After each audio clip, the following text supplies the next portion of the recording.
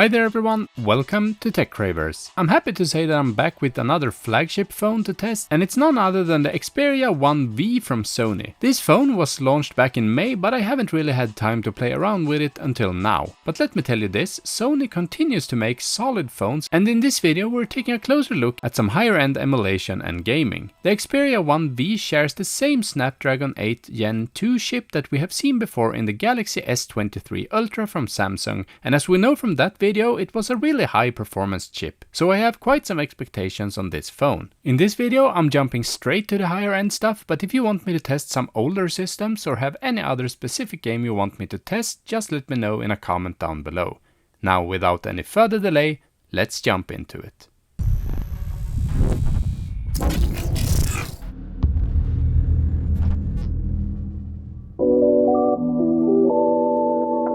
Before we check out the specs of this device and of course some gaming, I want to briefly talk about my setup here. I have the Xperia 1V of course, which has a 21:9 format, meaning it's quite long and narrow. It lays perfect in my hand and I really love that. However, the back is made of plastic and has a texture to it that I don't like. And we'll get to the internals in about a minute, but first I want to talk about something else. The Backbone One for Android. This is my favorite snap-on controller for smartphones, and I have it for both my iOS devices and as here for Android. This is the PlayStation edition, which has the PlayStation face buttons, but you can also get the standard version, which has more of an Xbox controller layout. This controller basically has everything you need in a snap-on controller, like pass-through charging, a 3.5mm headphone jack, low latency connection, and of course collapsible and very compact design. Now this is not even a sponsored segment, but I really do like it, and I will of course leave a link in a video description on where to get it. In my opinion, it's absolutely essential to get a snap-on controller for your phone if you plan on emulating games on it, or to game on it at all actually. Okay, so let's take a look at the specifications of this device. It has a really powerful Snapdragon 8 Gen 2 CPU, and with that we also get the Adreno 744 GPU. It has 12GB of LPDDR5 RAM, and depending on what you buy you get 256 or 512GB of internal storage. It's very nice to see that we get a micro SD slot in Sony's flagship, something that was missing in Samsung's Galaxy S23 Ultra for example. The gorgeous display is a 6.5-inch OLED with 1644 by 3840 resolution, 120Hz refresh rate and a 21:9 aspect ratio, which will make some games look a bit weird if you want to play in full screen mode, so I usually play it in 16:9 and get some borders on the side instead. For connections we have Wi-Fi 6 and Bluetooth 5.3, and we also get a 5000 mAh battery, and it comes with Android 13 pre-installed. Time to check out some emulation, starting here with Gamecube over the Dolphin emulator that you can download straight from the Google Play Store. The game is running in native resolution in this recording, but you can definitely bump it up to at least 720p for most games as well. I haven't done any tweaks to the settings, so this is the out-of-box experience that you will get with this device. That also means that the games are played in 4:3 aspect ratio, and we get this pretty big black borders on the side. Some games for Gamecube have native support for at least 16:9 though.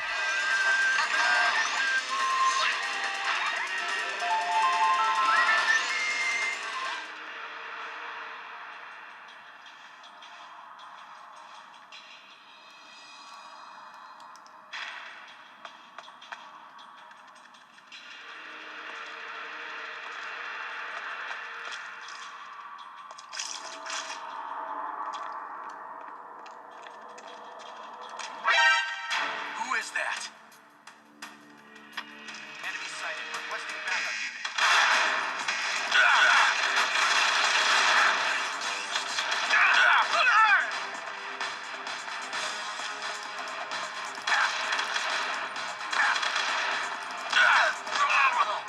PlayStation 2 games run great on the Xperia 1V over the Aether SX2 emulator, and since they run in 16:9 aspect ratio, the black borders on the side are much smaller. I have activated widescreen hacks for games that support it though, but apart from this is the out-of-box experience. I am playing the games in 2x native resolution however, meaning the games will look even better than they did back on the PlayStation 2 console.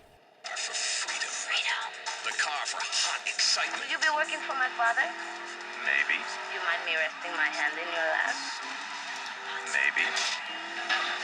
So difficult having a rich and powerful father. Vamos.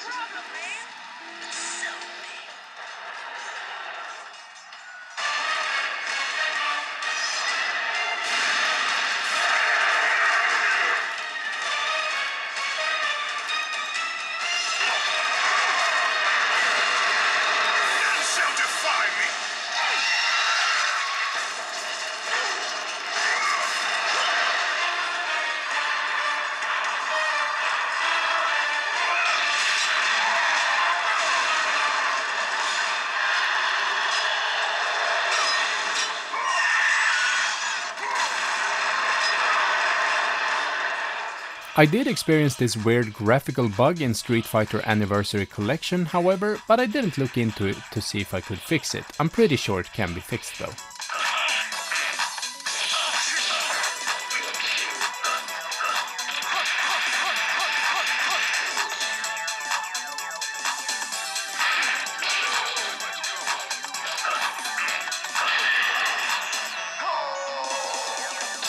PSP games over the PPSP emulator is as always by now an amazing experience. I actually played God of War Change of Olympus in 4 times native resolution or 1080p and it kept running great. I did lower it to 3 times native resolution later in the game though because I experienced some choppy sounds.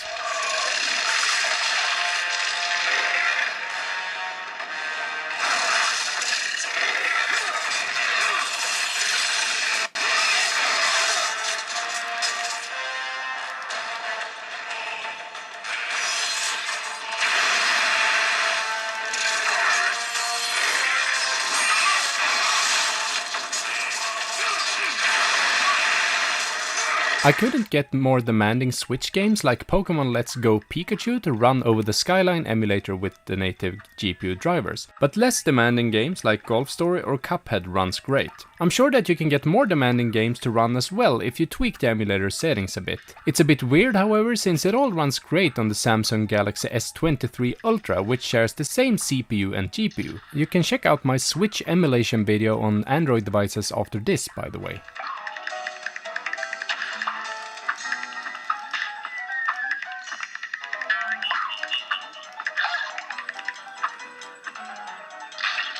COD Mobile and other native Android games that support a controller are simply great on the Xperia 1V with the backbone controller. I can't say enough how much this controller enhances the gaming experience on your phone regardless if you have it for iPhone or Android. Changing mag, cover me! UAV online. Enemy in sight. Predator missile on standby.